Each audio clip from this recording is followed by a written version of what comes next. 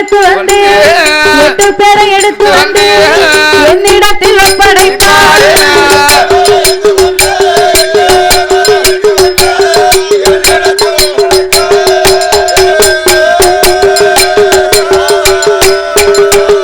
அங்க பார்வதியும் கேட்டபோ ஆண்டவன் தான் சிவவரும் கேடி அம்மா பார்வதி இந்த 2 வாரம் என்னிடத்தில் இருப்பதா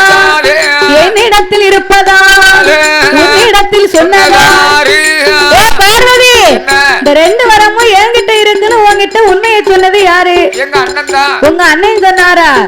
உங்க அண்ணனுக்கு தெரியாம நான் கைவசமா வச்சிருந்ததே இந்த 2 வரம் தானடி.